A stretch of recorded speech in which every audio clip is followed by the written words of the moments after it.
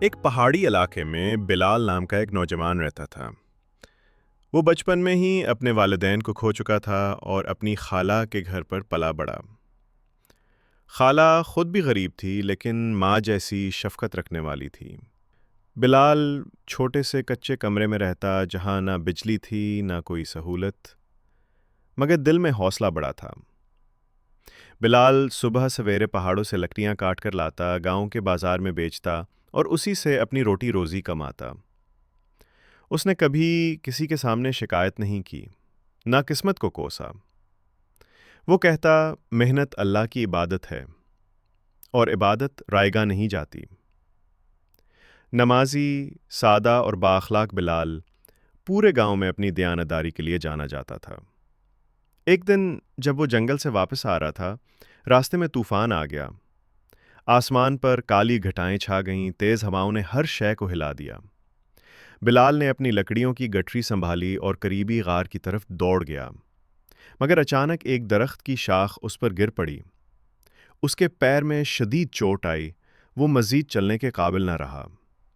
وہ زمین پر بیٹھ گیا، زخم سے خون بہہ رہا تھا اور جسم سردی سے کانپ رہا تھا۔ اس نے مدد کے لیے پکارا، مگر دور دور تک کوئی سننے والا نہ تھا۔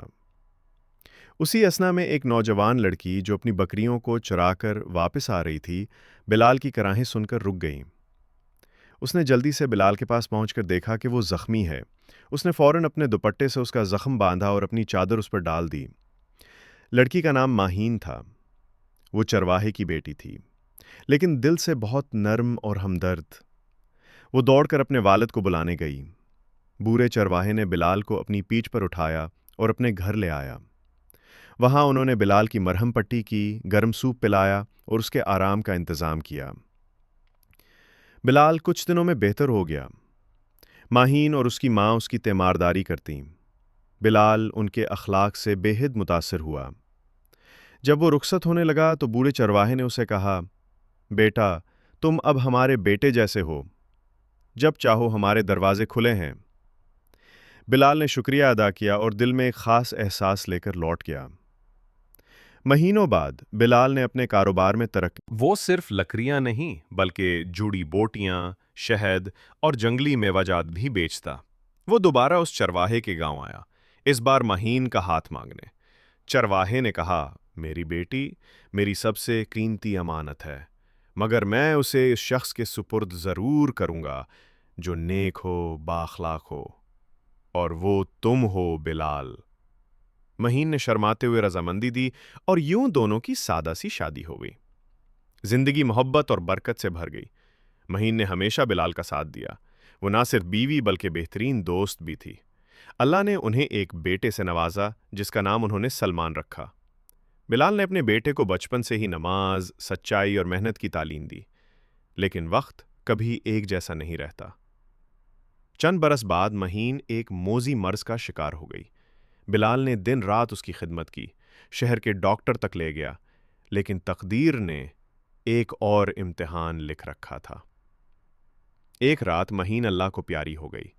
بلال کی دنیا اجڑ گئی۔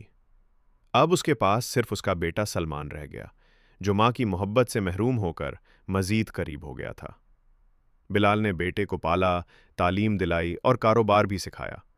جب سلمان جوان ہوا تو بلال نے کہا، بیٹا، نکاح نصف ایمان ہے اور بیوی وہ ہو جو تمہیں اللہ سے قریب کرے، نہ کہ دنیا سے دور۔ سلمان نے سر ہلایا، مگر دل میں کچھ اور ہی سوچتا رہا۔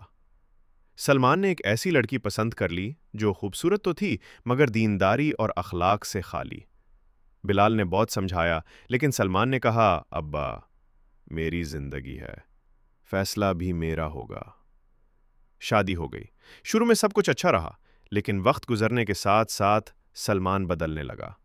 وہ اب دیر سے گھر آتا، باپ سے کم بات کرتا اور بیوی کی باتوں میں آ کر باپ سے کترانے لگا۔ سلمان کی بیوی نے بلال کے خلاف سازشیں شروع کر دی۔ وہ کہتی، تمہارے ابا بیکار ہو چکے ہیں، نہ کام کے نہ آرام کے۔ سلمان نے پہلے تو ٹالا، مگر آہستہ آہستہ بیوی کی باتوں پر یقین کرنے لگا۔ ایک دن بیوی نے صاف کہہ دیا، یا تو تمہارے باپ کو الگ کرو یا میں چلی جاؤں گی۔ سلمان نے سوچے بغیر اپنے باپ کو صحن کے پرانے سٹور روم میں منتقل کر دیا، جو ٹپکتا ہوا اور نم زدہ تھا۔ اب بلال وہاں پر تنہا رہتا، کبھی کبھی کھانا ملتا، کبھی بھول جاتے، برتن پرانا جھوٹن سے بھرا ہوتا، بلال خاموشی سے کھا لیتا، کچھ نہ کہتا، مگر دل ٹوٹ چکا تھا۔ ایک روز بلال کا پوتا زید، جو صرف 8 سال کا تھا، ہر روز دادا کو کھانا دینے جاتا اور خالی پیالہ چپکے سے جمع کر کے رکھ لیتا۔